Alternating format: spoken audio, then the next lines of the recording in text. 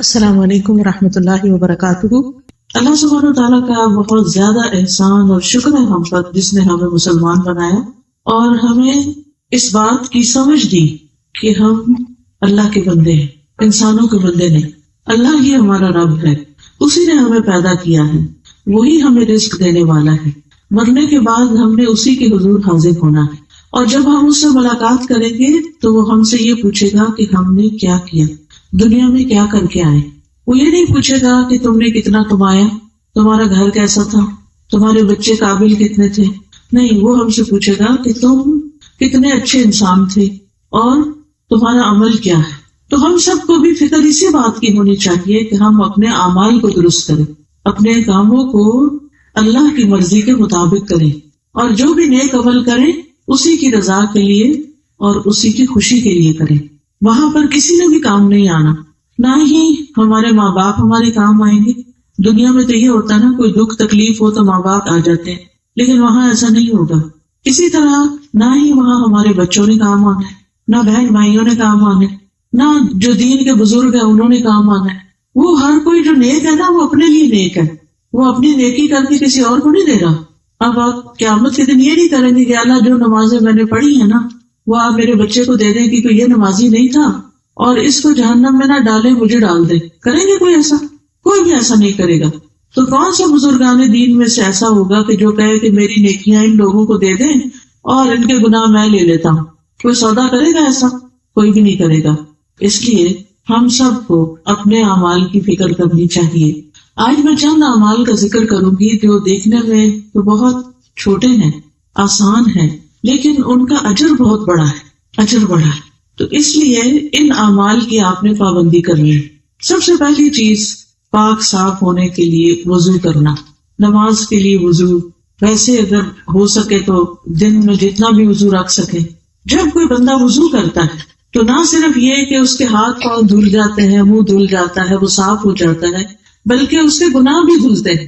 عثمان بن عفان رضی اللہ عنہ سے مروی ہے کہ رسول اللہ صلی اللہ علیہ وسلم نے فرمایا، جس نے وضو کیا اور خوب اچھی طرح وضو کیا تو اس کے جسم سے اس کے گناہ نکل جاتے ہیں، حتیٰ کہ ناخنوں کے نیچے سے بھی نکل جاتے ہیں۔ تو آپ دیکھیے کتنا بڑا اجر اور ثواب ہے اور کتنا بڑا فائدہ ہے۔ اس لیے جب آپ اگلی دفعہ وضو کریں گے تو شوق سے کریں، اپنے اعضاء مل کے کریں، اور یہ سوچیں کہ یہ اوپر سے بھی صاف ہو رہا ہے اور یہ اندر سے بھی صاف ہو رہا ہے، باہر بھی صاف ہو رہا ہے اور اندر بھی صاف ہو رہا ہے۔ یہ تو ہے دنیا کا فائدہ۔ قیامت کے دن کیا ہوگا؟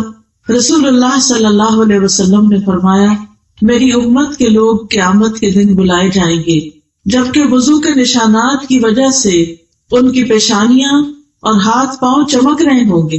تو جو کوئی تم میں سے اپنی چمک بڑھانا چاہے اس کو بڑھا لے۔ یعنی قیامت کے دن محمد صلی اللہ علیہ وسلم کی امت جو ہے اس کی پہچان ہی اس کا وضو ہوگا۔ وضو کی وجہ سے وہ چمک رہے ہوں گے اور سارے لوگوں کے مقابلے میں الگ ہی ہوں گے۔ بالکل ایسے ہی نا جیسے آپ جب کسی کی شادی ہوتی ہے تو دلہن جو ہوتی ہے وہ اس کے کپڑوں پہ گوٹا لگا ہوتا ہے، چمکنے والے، اور اس کو میک اپ کیا ہوتا ہے، تو دور سے ہی دیکھ کے پہچان جاتے ہیں اچھا یہ دلہن ہے۔ کوئی یہ تھوڑی کرتا ہے کہ شادی پہ آئے اور اسے کہتے اچھا دلہن کون ہے، مجھے تو پتہ ہی نہیں۔ نہیں، اس کے رنگ روپ، اس کے کپڑوں، اس کے چمک دمک کی وجہ سے، اس کی خوبصورتی کی وجہ سے ہر کوئی پہچان لیتا ہے۔ اسی طرح جو لوگ دنیا میں وضو کرتے ہیں وہ قیامت کے دن پہچان لیے جائیں گے اور ان کا رب ان سے راضی ہوگا۔ پھر اسی طرح وضو کرنے کے بعد دعا پڑھنی چاہیے، اور وہ جو دعا ہے نبی صلی اللہ علیہ وسلم نے خود سکھا دی ہے، بہت ہی آسان دعا ہے۔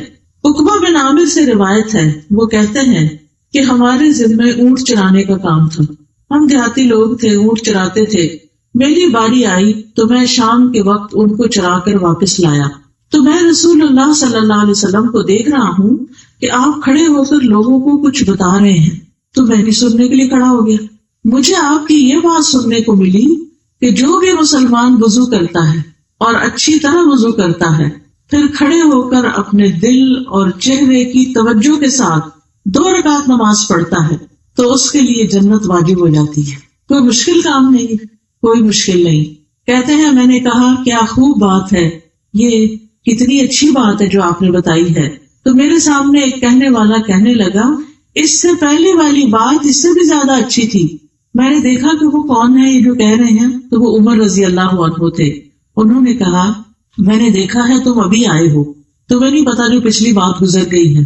آپ صلی اللہ علیہ وسلم نے اس سے پہلے فرمایا تھا تم میں سے جو شخص بھی وضو کرے اور اپنے وضو کو پورا کرے یا خوب اچھی طرح وضو کرے, یعنی یہ نہیں کہ کچھ حصہ خشک رہ جائے اور کچھ ایسے جلدی جلدی نہیں, اچھی طرح مل کے دھونا چاہیے. پھر یہ کہے اشہد ان لا الہ الا اللہ وان محمدا عبد اللہ ورسولہ, میں گواہی دیتا ہوں کہ اللہ کے سوا کوئی معبود نہیں اور محمد صلی اللہ علیہ وسلم اس کے بندے اور اس کے رسول ہیں, تو اس کے لیے جنت کے 8 دروازے کھول دیے جاتے ہیں. یعنی آپ سوچئے کہ یہ کوئی مشکل کام ہے, کچھ بھی مشکل نہیں, لیکن کتنے لوگ ہیں جو وضو میں سستی کر کے پھر نماز بھی نہیں پڑھتے. یہاں وضو کرنا پڑے گا خاص طور پر سردیوں میں. تو ایسا شخص کہ جو اچھے سے وضو کرے اور پھر کیا پڑھے اشہد ان لا الہ الا اللہ وان محمدا عبد اللہ ورسولہ. اسی طرح ایک اور دعا بھی ہے سبحانک اللہم ربنا وبحمدک اشہد ان لا الہ الا اللہ واشہد ان محمد رسول اللہ. تو اصل میں کلمہ شہادت پڑھنا ہے, سیدھی سی بات ہے, کیا پڑھنا ہے؟ کلمہ شہادت پڑھنا ہے. کب پڑھنا ہے؟ وضو کے بعد.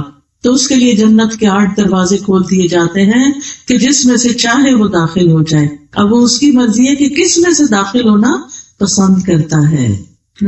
تو پیاری بہنوں, اصل بات یہ ہے کہ ہم نیت کر لیں, ارادہ کر لیں کہ ہم نے وضو بھی کرنا ہے اور نماز بھی پڑھنی ہے اور اللہ کے ایک ہونے کی گواہی دینی ہے.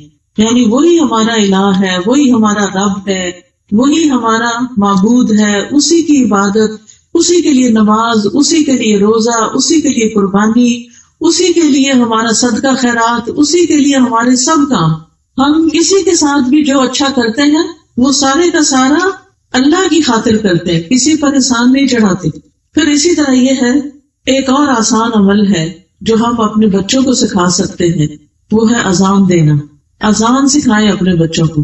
ابو سعید کہتے ہیں کہ ایک مرتبہ ان سے یعنی اپنے بیٹے سے فرمایا میں دیکھتا ہوں کہ تم بکریوں اور جنگل سے محبت کرتے ہو, تمہیں بکریاں چرانے کا شوق ہے اور باہر کھیتوں میں جانے کا شوق ہے. ہوتا ہے نا, کچھ بچوں کو اسکول جانے کا شوق ہوتا ہے اور کچھ بچوں کو ڈیرے جانے کا شوق ہوتا ہے, ان کو پڑھنے کا شوق نہیں ہوتا. تو کہتے ہیں کہ ٹھیک ہے تم جاؤ وہی کام کرو. اس لیے جب بھی تم اپنی بکریوں یا جنگل میں رہو اور نماز کے لیے اذان دو تو بلند آواز سے دیا کرو, اس لیے کہ مؤذن کی آواز کوئی بھی جن یا انسان یا جو بھی کوئی مخلوق سنے گی وہ اس کے لیے قیامت کے دن گواہی دے گا. یہ بات میں نے رسول اللہ صلی اللہ علیہ وسلم سے سنی تھی. یعنی وہ صحابی اپنے بچے کو بتاتے ہیں کہ تمہیں بکریاں چرانے کا شوق ہے تو جنگل میں تم اکیلے ہوتے ہو, کوئی مسجد تو نہیں ہوتی نا. یعنی جو لوگ اپنے اپنے کھیتوں میں کام کرتے ہیں اور اپنے آس پاس جاتے ہیں, دور چلے جاتے ہیں, تو پھر وہاں کوئی اذان وغیرہ تو نہیں سنائی دیتی, مسجد بھی قریب نہیں ہوتی. تو اگر اذان آتی ہو اور انسان بلند آواز سے اذان دے تو وہ اذان جو ہے وہ اس کے لیے کیا بن جائے گی, قیامت کے دن گواہیاں ہوگی اس بندے کی. ہر مخلوق کہے گی اس نے ہمیں اللہ کا نام سنایا تھا. تو اس لیے عورتیں تو نہیں اذان دیتی, نہ ہم نے خود دینی ہے, لیکن ہم اپنے بچوں کو سکھا سکتے ہیں. اگر آپ اسکول ٹیچر ہیں تو اسکول میں بچوں کے درمیان اذان کا مقابلہ کروائیں. آپ دیکھیں اسکولوں میں مختلف طرح کے فنکشن ہوتے رہتے ہیں, اس میں نظموں کے مقابلے, اور اب تو افسوس کے ساتھ کہنا پڑتا ہے کہ گانوں کے مقابلے اور پتہ نہیں کس کس چیز کے کرتے رہتے ہیں. لیکن اللہ کا نام بلند کرنا اذان کیا ہے؟ اللہ اکبر, اللہ سب سے بڑا ہے, اللہ اکبر, اللہ سب سے بڑا ہے. تو یہ اتنا بڑا اللہ کا نام بلند کرنا جو ہے یہ کوئی معمولی بات نہیں ہے. لیکن آپ دیکھیں کہ اب بچوں کو اذان بھی پوری نہیں آتی ہوتی, اور آیت الکرسی بھی نہیں آتی, اور دعائے قنوت بھی نہیں آتی. تو ہم کس طرح کے مسلمان گھرانے ہیں کہ ہمارے بچوں کو دین کی بنیادی چیز بھی نہ آئے؟ اگر ان کو نہیں آئے گی تو یہ اپنے آگے بچوں کو کیسے سکھائیں گے؟ تو اس لیے جو ٹیچرز یہاں بیٹھی ہیں, جو آگے اسکولوں میں پڑھاتی ہیں, ان کو چاہیے کہ اپنی اپنی کلاس کے بچوں کو سکھائیں اور ان کا مقابلہ کرائیں اور اس پر انعام دیں, اور اس پر ان کو بھی اجر ملے گا کیونکہ آپ نے ان کو سکھایا. اور اس کے لیے آپ طریقہ یہ کر سکتے ہیں کہ جیسے نیٹ سے یا وہ آڈیو میں جو اچھی اچھی اذانیں ہیں, جیسے سعودی عرب کی اذان ہے یا مدینہ کی اذان ہے یا اور اچھی اذانیں, وہ بچوں کو سنا کے اس کی ٹیون بھی یاد کروائیں. کہ اسی طرح خوب اچھی طرح بلند آواز سے بہترین اذان دے کہ جو دل میں اتر جائے. حضرت بلال رضی اللہ عنہ جو تھے وہ اذان دینے کی وجہ سے بھی مشہور تھے، یعنی نبی صلی اللہ علیہ وسلم کے مؤذن تھے. پھر اس کے بعد یہ ہے کہ نماز پڑھنا. اب دیکھیں نماز پڑھنا کچھ لوگوں کو بڑا ہی بھاری لگتا ہے. نماز بہت بڑی چیز ہے، لیکن ان لوگوں پہ بالکل بھاری نہیں جو اللہ سے ڈرتے ہیں، ان کے لیے آسان چیز ہے. تو آپ دیکھیے نماز سے انسان کے گناہ مٹ جاتے ہیں. ہم انسان ہیں نا، ہم کمزور ہیں، کبھی ہم سے کوئی غلطی ہو جاتی ہے، کبھی کوئی غلطی ہو جاتی ہے، تو پھر اس کی وجہ سے ہم پریشان رہتے ہیں کہ میرے سے یہ گناہ ہو گیا، میرے سے قصور ہو گیا، پتہ نہیں اللہ تعالیٰ معاف کرے گا یا نہیں. شیطان بھی دل میں وسوسے ڈالتا ہے. تو ایسی صورت میں انسان کو کیا کرنا چاہیے؟ نماز پڑھ لینی چاہیے. رسول اللہ صلی اللہ علیہ وسلم نے فرمایا جب صلی اللہ علیہ وسلم آئے نا تو سب کو کہنا چاہیے، کیونکہ اس سے بڑا کوئی بخیل نہیں کہ جو نبی صلی اللہ علیہ وسلم کا نام سنے اور درود نہ پڑھے. سب کو درود پڑھنا چاہیے، ٹھیک ہے نا. ایک دفعہ درود پڑھنے سے کیا فائدہ ہوتا ہے؟ 10 رحمتیں نازل ہوتی ہیں. تو آپ کو رحمتیں نہیں چاہیے؟ ہم سب کو رحمتیں چاہیے. تو اس کے لیے ہمیں کبھی بھی نبی صلی اللہ علیہ وسلم کا نام آئے تو درود بھولنا نہیں چاہیے، ٹھیک ہے. تو رسول اللہ صلی اللہ علیہ وسلم نے فرمایا جب بندہ وضو کرتا ہے اور اپنا وضو مکمل کر کے اپنی نماز شروع کرتا ہے اور اپنی نماز مکمل کرتا ہے تو اپنی نماز سے ایسے نکلتا ہے جیسے ماں کے پیٹ سے پاک نکلا تھا گناہوں سے. اس طرح انسان گناہوں سے پاک ہو جاتا ہے. رسول اللہ صلی اللہ علیہ وسلم نے فرمایا بندہ جب نماز کے لیے کھڑا ہوتا ہے اس کے سارے گناہ لا کے اس کے کندھے پر رکھ دیتے ہیں. فرشتے اس کے گناہ جو ہے کندھے کے اوپر رکھ دیتے ہیں. تو جب بھی وہ رکوع کرتا ہے یا سجدہ کرتا ہے تو اس کے گناہ اس سے گر جاتے ہیں. ہر سجدے پہ انسان کا درجہ بلند ہوتا ہے، اونچا سے اونچا چلا جاتا ہے اور گناہ معاف ہوتے ہیں. نبی صلی اللہ علیہ وسلم نے یہ فرمایا تھا اپنے ایک صحابی کو تم اللہ کے لیے کثرت سے سجدے کیا کرو، کیونکہ تم اللہ کے لیے جو بھی سجدہ کرو گے اللہ اس کے نتیجے میں تمہارا درجہ ضرور بلند کرے گا اور اس کے ذریعے تمہارا کوئی گناہ معاف کر دے گا. تو اس لیے خوشی سے نماز پڑھنی چاہیے، نماز میں سستی نہیں کرنی چاہیے. ہمیں نہیں پتا ہماری موت کب آ جائے. آج کل آپ دیکھیں کتنے لوگ ہارٹ اٹیک سے فوت ہو جاتے ہیں، کچھ لوگ ایکسیڈنٹ میں فوت ہو جاتے ہیں. اچانک موتیں جو آتی ہیں تو ہمیں نہیں پتا کہ ہم نے دنیا سے کب چلے جانا ہے. تو بے نماز ہو کے نہ جائیں. اللہ ہمیں بھی، ہمارے بچوں کو، ہسبینڈ، بہن بھائیوں، رشتے داروں، اللہ تو سب کو توفیق دے، سب کو نمازی بنا دے، کیونکہ نماز مومن کی آنکھوں کی ٹھنڈک ہوتی ہے. فجر کی 2 رکعتیں ہیں، یعنی 2 سنتیں اور 2 فرض ہیں. حدیث میں آتا ہے نبی صلی اللہ علیہ وسلم نے فرمایا فجر سے پہلے کی 2 رکعتیں کی سنت جو ہیں دنیا اور جو کچھ اس میں ہے اس سے زیادہ بہتر ہے، ان سے زیادہ قیمتی ہے. دنیا میں کیا کیا ہے؟ مال، دولت، اولاد، گھر، باغ، گاڑیاں، کارخانے، کھیت، فصل، ملیں، سب کچھ. فرمایا یہ 2 رکعتیں سب سے بہتر ہیں. تو آپ سوچئے کہ ہم ان چیزوں کے لیے کتنی بھاگ دوڑ کرتے ہیں کہ یہ مل جائے، وہ مل جائے، اب یہ مسئلہ حل ہو جائے، اب یہ، لیکن 2 رکعت اس سے زیادہ قیمتی ہیں جو کل قیامت کو آپ کو ان کا بدلہ ملنے والا ہے. پھر اسی طرح دن میں جو 12 سنتیں پوری کرتا ہے، 2 سنت فجر کی، 4 سنت اور 2 سنت ظہر کی اور 2 سنت مغرب کی، 2 سنت عشاء کی، اس کے لیے جنت میں گھر بن جاتا ہے. پھر اسی طرح چاشت کی 2 رکعتیں جو ہیں، یعنی جو اشراق کی چاشت آپ پڑھتے ہیں، سارے جسم کے جوڑوں کا صدقہ. ہر انسان روزانہ جب صبح اٹھتا ہے تو اس کے اوپر صدقہ واجب ہو چکا ہوتا ہے. تو جب انسان یہ 2 نفل پڑھتا ہے تو اس کا صدقہ ادا ہو جاتا ہے، تو اس کی گردن آزاد ہو جاتی ہے.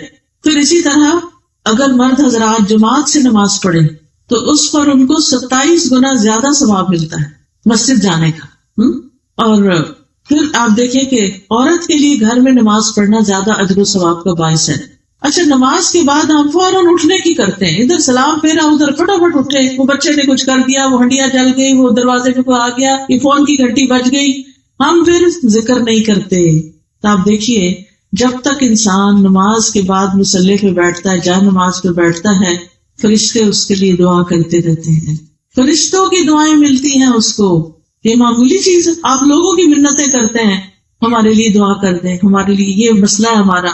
آپ لوگوں کو پابند کرتے ہیں ہمارے لیے ہمیشہ دعا کرنا، اتنی دعا کرنا، اتنی دعا کرنا، لیکن کس کو یاد رہتا ہے؟ لوگ اپنے بھی بھول جاتے ہیں، ہمارے لیے کیا یاد رکھیں گے. تو آپ دیکھیے کہ جب کوئی شخص مصلی پہ بیٹھ کے ذکر اذکار کرتا ہے نماز کے بعد تو اس کے لیے فرشتے دعا کرتے ہیں. نبی صلی اللہ علیہ وسلم نے فرمایا جب تک تم اپنے مصلی پر جہاں تم نے نماز پڑھی تھی بیٹھے رہو اور ہوا خارج نہ کرو، یعنی وضو نہ ٹوٹے، تو فرشتے دعا کرتے رہتے ہیں، کہتے ہیں اے اللہ اس کو بخش دے، اے اللہ اس پر رحم فرما۔ تو کتنی بڑی بخشش کی بات ہے، کتنے بڑے اعزاز کی بات ہے۔ پھر اسی طرح جمعے کا دن جو ہے وہ بھی خاص دن ہوتا ہے جس میں جمعہ پڑھا جاتا ہے مردوں کے لیے۔ پھر نماز جنازہ بھی اسی طرح بہت بڑی نیکی کا کام ہے۔ نبی صلی اللہ علیہ وسلم نے فرمایا جو شخص جنازے میں شریک رہا یہاں تک کہ نماز جنازہ ادا کر لی گئی تو اس کے لیے ایک قرات ہے، اور جو جنازے میں شریک رہا یہاں تک کہ میت کو دفن کر دیا گیا اس کے لیے 2 قرات ہیں۔ پوچھا گیا 2 قرات کا کیا مطلب ہے کہ اتنا ثواب ملے گا؟ فرمایا 2 بڑے پہاڑوں کی طرح۔ جو کسی کے جنازے میں جاتا ہے اور پھر یعنی دفن تک شریک رہتا ہے تو اتنا بڑا اجر اس کو ملتا ہے۔ آپ سوچئے کہ ہمارے لیے کتنے بڑے موقع ہیں نیکیاں کمانے کے، لیکن ہم ان سے محروم رہ جاتے ہیں۔ تو اگر آپ اپنے بچوں کو کہیں گے کہ جاؤ تم بچے تم بھی جا کے جنازہ پڑھو، تو وہ دیکھیں ایک تو دل نرم ہوتا ہے، دوسرا میت کے لیے دعا ہوتی ہے، اس کی بخشش ہوتی ہے۔ آج اگر ہم کسی کے لیے دعا کریں گے تو کل کوئی ہمارے لیے بھی کرے گا۔ دیکھیں نا، جو نیکی کرتا ہے کسی کے ساتھ احسان کرتا ہے تو اسی کے لیے پھر خیر کے دروازے کھلتے ہیں نا۔ یہ تو نہیں ہو سکتا کہ آپ کسی کے لیے کچھ بھی نہ کریں اور لوگ ہی سب کچھ آپ کے لیے کریں۔ کوئی بھی تعلق جو ہوتا ہے وہ 2 طرفہ ہوتا ہے، کر بھلا ہو بھلا، آپ بھلا کریں گے تو آپ کے ساتھ بھلا ہوگا۔ پھر اسی طرح ایک اور آسان نیک کام ہے، وہ ہے مسجد بنانا یا مسجد کی طرف جانا۔ ابو ہریرہ رضی اللہ عنہ سے مروی ہے کہ نبی صلی اللہ علیہ وسلم نے فرمایا 7 قسم کے آدمیوں کو اللہ تعالیٰ اس دن اپنے عرش کے سائے میں جگہ عطا کرے گا جس دن اللہ کے سائے کے سوا کوئی سایہ نہ ہوگا۔ ان میں سے ایک وہ آدمی جس کا دل مسجد میں اٹکا رہے، اس کو مسجد سے محبت ہو۔ یہ محبت آپ اپنے بچوں کے، مردوں کے دلوں میں پیدا کرے کہ دیکھیں قیامت کے دن جب سورج سوا نیزے پہ ہوگا، دھوپ ہی دھوپ ہوگی ہر طرف، ایسے لوگ جن کو مسجدوں سے محبت ہے ان کے اوپر سایہ آ جائے گا۔ آپ کہتے ہیں نا، ہم بچوں کو کہتے ہیں نماز پڑھو، وہ جاتے نہیں، مسجد نہیں جاتے، نماز نہیں پڑھتے، کیونکہ انہیں اس کا اجر و ثواب نہیں پتا۔ اگر ثواب پتا ہو اور اس پر ایمان بھی ہو، یقین بھی ہو، تو پھر کوئی وجہ نہیں کہ وہ نیکی کے کام دوڑ دوڑ کے نہ کرے۔ پھر اسی طرح مسجد جاتے ہوئے ہر قدم پہ ایک گناہ معاف ہوتا ہے، ہر قدم پہ نیکی لکھی جاتی ہے، چاہے وہ جائیں چاہے وہ واپس آئیں۔ اسی طرح اگر کوئی مسجد بناتا ہے تو آپ صلی اللہ علیہ وسلم نے فرمایا جو شخص اللہ کی رضا کے لیے مسجد کی تعمیر کرتا ہے اللہ اسی طرح کا ایک گھر اس کے لیے جنت میں بنا دیتا ہے۔ تو جنت کمانے کے لیے مسجدوں کو بنانا، آباد کرنا اور ان کی خوبصورتی اور ان کی صفائی اور ان چیزوں کا انتظام، اور مسجدوں کی اصل آبادی جو ہے وہ ان میں نماز پڑھنے سے ہوتی۔ تو گھر کے مردوں کو مسجد جانے کے لیے انکریج کیا کریں۔ اسی طرح ایک اور عمل ہے اور وہ ہے روزہ رکھنا۔ فرض روزوں کا بھی بڑا ثواب ہے اور نفل روزوں کا بھی بڑا ثواب ہے۔ جس کو ہمت، توفیق ہو، صحت ہو، اسے ضرور اس کا اہتمام کرنا چاہیے۔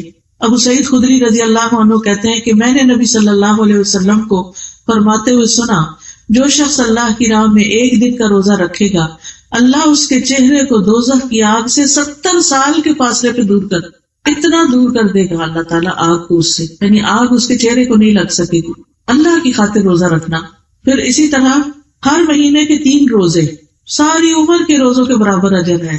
ہر مہینے 3 روزے انسان رکھ لے، اور یہ 3 روزے خاص طور پر 13، 14 اور 15 چاند کی تاریخیں جو ہوتی ہیں ان میں رکھنا زیادہ اجر کی بات ہے۔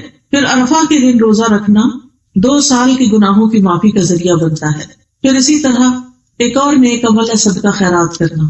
صدقہ خیرات جو ہے، ایک چیز کو اللہ کے راستے میں خرچ کرتا ہے تو اس کا 10 گنا سے لے کے 700 گنا تک اجر ملتا ہے۔ رسول اللہ صلی اللہ علیہ وسلم نے فرمایا جس نے اللہ کی راہ میں کوئی چیز خرچ کی، اور اللہ کی راہ میں کرنے کا مطلب یہ کہ اللہ کے دین کے لیے خرچ کی، اس کا اجر 700 گنا لکھا جاتا ہے۔ یعنی جیسے ابھی مسجد بنانے کی بات تھی، یا کوئی عمرے حج پہ جا رہا ہے اس کو دینا، یا پھر کوئی مدرسہ بنوانا، مدرسے میں تعلیم کا انتظام کرنا، جو بچے آ رہے ہیں ان کی کتابوں کا انتظام کرنا، یا پھر ٹرانسپورٹ کا انتظام کرنا، یہ سب فی سبیل اللہ میں صدقہ خیرات ہے۔ پھر اسی طرح صدقہ کرنے سے فرشتوں کی دعائیں ملتی ہیں۔ اللہ کے راستے میں ایک جوڑا خرچ کرنے سے، یعنی 2 چیزیں، مثلا پانی کی 2 بوتلیں، کپڑے کے 2 جوڑے، اس طرح کر کے 2 چیزیں خرچ کرنے سے ثواب کتنا ہوتا ہے؟ رسول اللہ صلی اللہ علیہ وسلم نے فرمایا جس نے اللہ کی راہ میں ایک جوڑا خرچ کیا اس کو جنت کے ہر دروازے سے خزانچی بلائیں گے، ادھر آؤ ادھر آؤ. یعنی کتنی اجر و ثواب کی بات ہے کہ انسان دنیا میں اس کے پاس کتنی چیزیں ہوتی ہیں، تو بعض اوقات ہوتا ہے نا ایک ہم رکھ لیتے ہیں ایک دے دیتے ہیں، تو اپنا دوسرے کا کچھ بنا نہ اپنا کچھ بنا.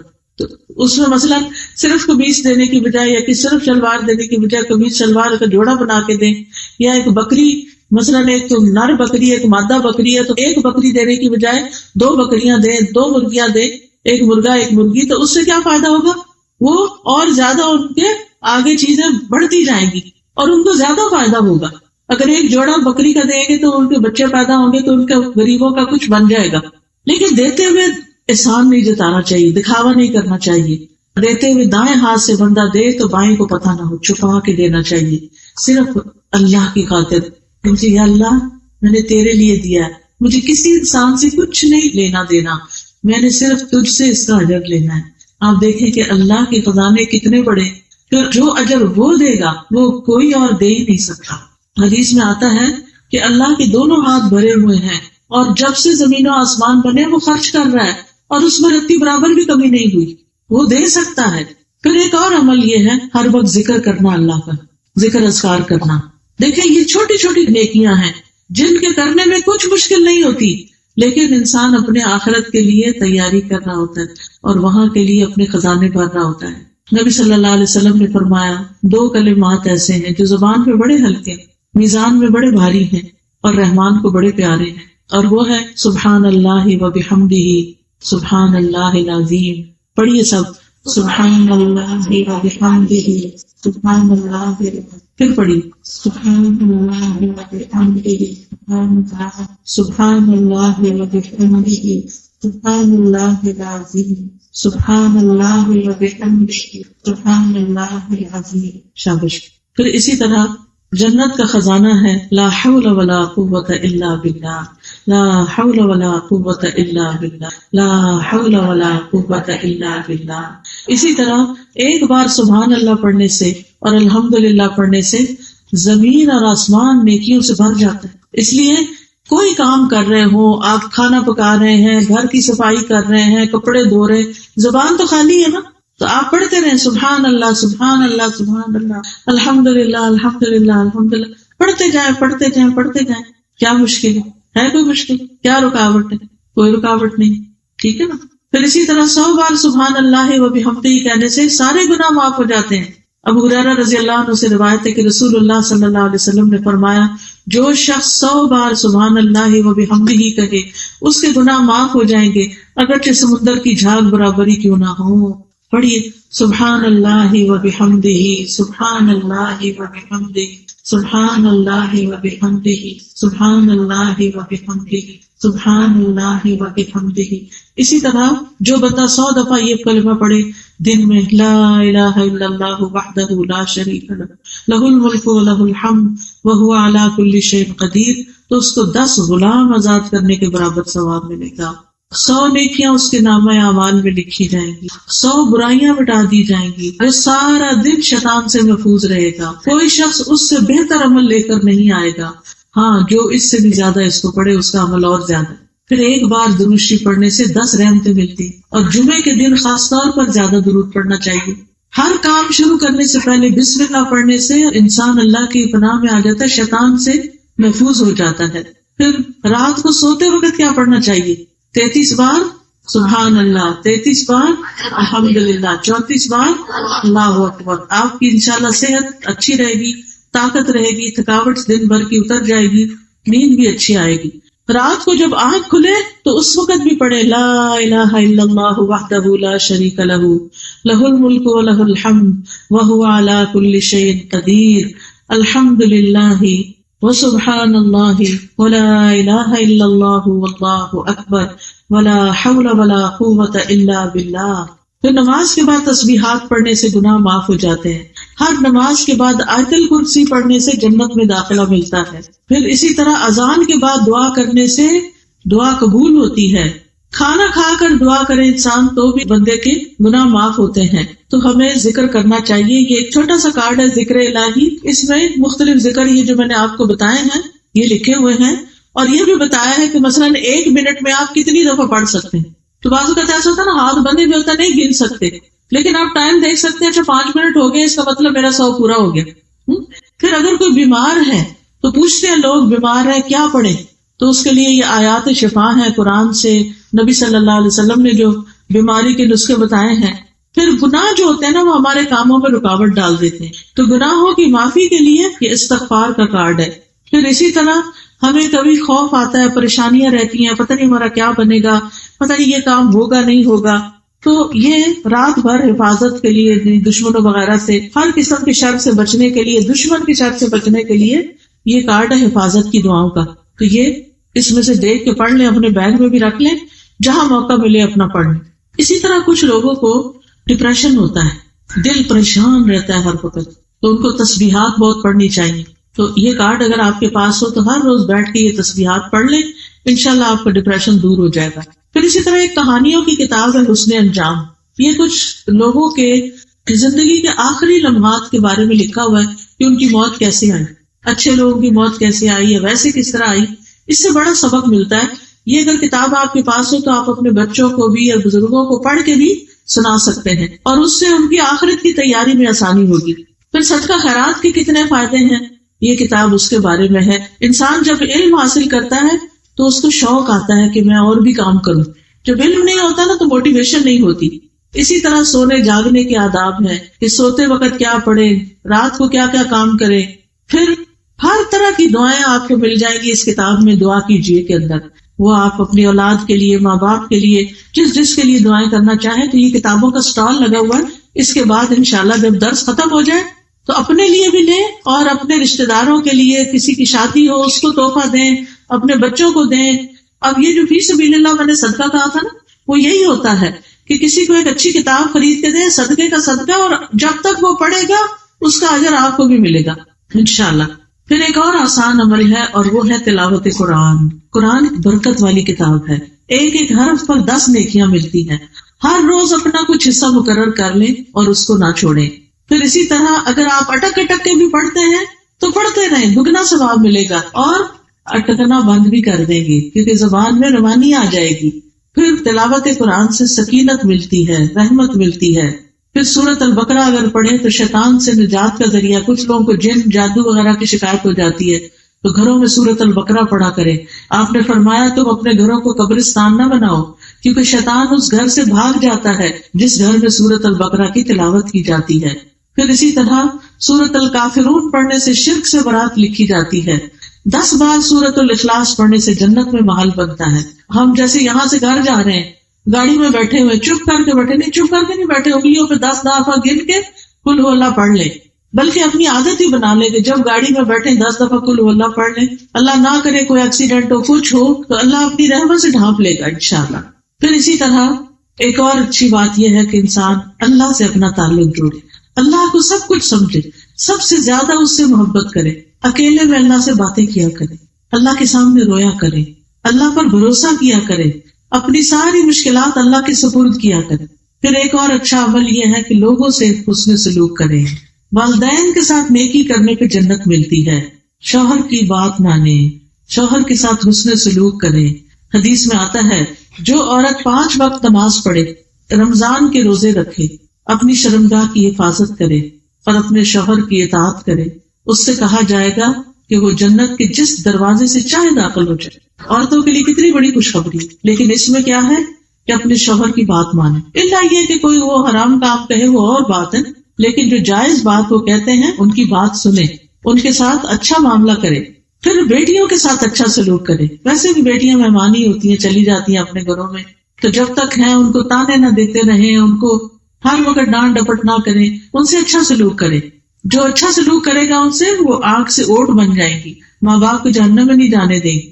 پھر رشتہ داروں سے اچھا سلوک کرے، اس سے رزق میں اضافہ ہوتا ہے. پھر یتیم کی کفالت کرے. اگر اپنا کوئی رشتہ دار یتیم ہے تو اس کا خرچہ اٹھا لے. اگر گھر میں رہتا ہے تو اس کی تعلیم کا اور تربیت کا انتظام کرے. دوسروں سے تنگیاں دور کرے، آسانیاں بانٹے، لوگوں کے لیے زندگیاں آسان کرے. کسی کا قرضہ چکا کے، کسی کے بچے کا بوجھ اٹھا کے، کسی بیمار کا علاج کروا کے، پھر مریض کی عادت کرنے سے 70,000 فرشتوں کی دعائیں ملتی. اگر کوئی رشتہ دار بیمار ہے یا کوئی اسپتال میں ہے، اس کو پتہ لینے جائیں. پھر اسی طرح اپنے بہن بھائیوں سب کے لیے اس کی غیر موجودگی میں دعائیں کریں.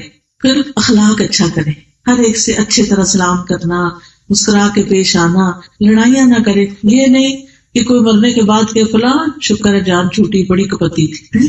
نہیں، بہت اچھا اخلاق ہو، یعنی لڑاکا نہ ہو انسان، بلکہ دوسروں کو معاف کر دے، آرام سے بات کرے. اچھے اخلاق کی وجہ سے انسان روزہ رکھنے اور رات کو تہجد پڑھنے سے بھی زیادہ آگے نکل جاتا ہے.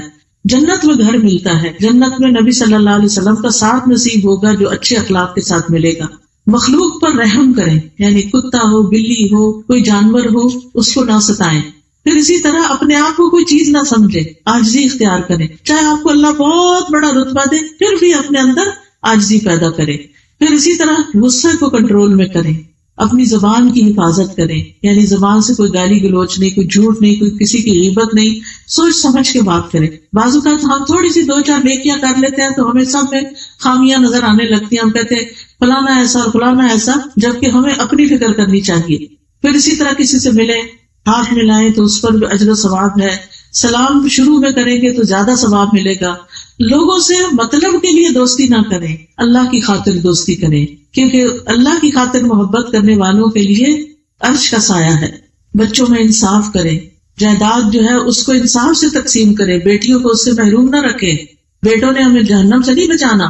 کوئی شخص ساری زندگی بھی نیک عمل کرے لیکن اگر وہ وراثت کی تقسیم میں ڈنڈی مارتا ہے تو اللہ کے یہاں سخت پکڑ ہوگی. پھر اسی طرح کوئی تکلیف دکھ ہو تو اس پر صبر کرے، اور پھر جو بھی نیکی کو کوئی موقع ہاتھ آئے، چاہے وہ رستے سے تکلیف دہ چیز ہی ہٹانا ہو، علم حاصل کرنے کے لیے نکلنا ہو، تھوڑا عمل ہو لیکن اس کو مسلسل کرے، تو یہ ساری نیکیاں کل آپ کے نامہ اعمال میں قبر میں آپ کے ساتھ ہوں گی، جہاں نہ آپ کے بچے ساتھ ہوں گے اور نہ ہی آپ کے رشتے دار ساتھ ہوں گے. اکیلے جانا ہے، سب نے جانا ہے نا. ہم نے قبرستان دیکھتے ہیں تو خیال نہیں آتا کہ کسی دن ہماری بھی ایسی قبر بنی ہوئی ہوگی اور پتہ نہیں اندر کیا گزرے گی. اس قبر کے لیے تیاری کریں، اور کسی نے وہاں نہیں آنا، خود ہی جانا ہے، اکیلے جانا ہے. قبر کیڑوں کا گھر ہے، قبر اندھیرے کا گھر ہے، وحشت کا گھر ہے. وہاں اعمال سے رونقیں ہوں گی، نیک اعمال اپنے ساتھ لے کر جائیں تو انشاءاللہ اللہ تعالیٰ بہترین مدد کرے گا. اللہ تعالیٰ ہمیں عمل کی توفیق عطا فرمائے اور ہم کسی کو بھی تکلیف، پریشانی اور دکھ دینے والے نہ ہوں. اس کے ساتھ ہی میں اپنا لیکچر ختم کرتی ہوں، لیکن یہ کہ اگر آپ کو کچھ کہنا ہے، کوئی بات کرنی ہے تو آپ اس وقت کر سکتے ہیں، کوئی سوال کرنا ہے تو کر سکتے ہیں، کیونکہ آپ کو پتا ہے کہ ہم رحیم یاد خان سے اس وقت آئے ہیں اور ہم نے واپس بھی جانا ہے، کچھ اور کام بھی ہے، تو میں ایک ایک سے تو مل نہیں سکتی، مجھے یہاں سے پھر فوراً نکلنا ہوگا. اس وقت آپ کے پاس موقع ہے، جو آپ کے دل میں بات ہے آپ مجھ سے کر سکتے ہیں. اب آپ کا ٹائم ٹھیک، لیکن جب میں نکلنے لگوں تو مجھے راستے میں نہیں روکنا. وعلیکم السلام. جائز نہیں ہے نہ، وہ نہیں جائز. ہاں جی، گھر کی جائیداد میں بھی ہوتا ہے، فصلوں میں بھی ہوتا ہے، کانٹا زیور اس میں بھی ہوتا ہے. میت جو کچھ چھوڑ کے جاتی ہے اس سب میں ساری اولاد کا حصہ ہوتا ہے. ٹھیک ہے، ہاں جی. اس کو جیسے قرآن نے بتایا ہے جتنا حصہ، یعنی ایک لڑکے کو 2 لڑکیوں کے برابر حصہ ملے گا تو اس کے مطابق اس کو تقسیم کرنا چاہیے. جی، اور کوئی بات پوچھیے. ہاں جی، ہاں جی فرمائیے. جائیداد میرے باپ کے نام میرے بھائیوں سے میرا حق ہے یا نہیں؟ جائیداد باپ کی تھی نا، اس میں آپ کا حق ہے. اب اگر بھائی اس میں کام کرتے ہیں تو وہ اپنے حصے کا حق لے سکتے ہیں، آپ کا نہیں لے سکتے. نہیں، باپ زندہ ہے، حیات ہے، بہت ہو گئے نا، تو اس کے بعد آپ کو حصہ ملا ہے. ہاں جی، نام تو میرے ہے، مائی تو میرے بھائیوں دی ہے، لیکن اس میں سے آدھا یا کچھ حصہ آپ کو نہیں دیتے. کہہ سکتے میں اپنے کو کہہ نہیں میرا حق بالکل بنتا ہے، بالکل. چاہے وہ کمائی کرتے نہیں تو وہ اس کمائی کا ادھا حصہ لے لین. ٹھیک ہے نا، جس طرح باہر والے نو دئی دا کام کرن واسطے، اسی طرح وہ بھی لے لیں. جی، بھائیوں کی کمائی کی ہے جائیداد. بھائی اچھا، یعنی باپ نے خود نہیں کمائی تھی، بھائیوں نے باپ کو دی تھی، دے دی تھی. ہاں تو وہ پھر باپ کی ہو گئی نا، تو پھر جب وہ تقسیم ہوگی تو اس میں حصہ آئے گا کیونکہ وہ باپ کی ہو گئی تھی. دینا چاہیے یا نہیں؟ لے لیں، کیونکہ آپ کا حصہ بنتا ہے، کیونکہ انہوں نے کما کے کہا تھا باپ کو یہ آپ کا ہے، یہ کہا تھا نا، تو باپ کو دے دیا. اب جب باپ فوت ہوا تو پھر وہ اولاد میں تقسیم ہوگی. ٹھیک، اوکے. اور کوئی؟ جی آپ فرمائیے. ہاں جی. جی جیسے پیریڈز میں روزے چھوٹ جاتے ہیں تو ان کو رکھنا فرض ہے، ان کا فدیہ نہیں ہوتا.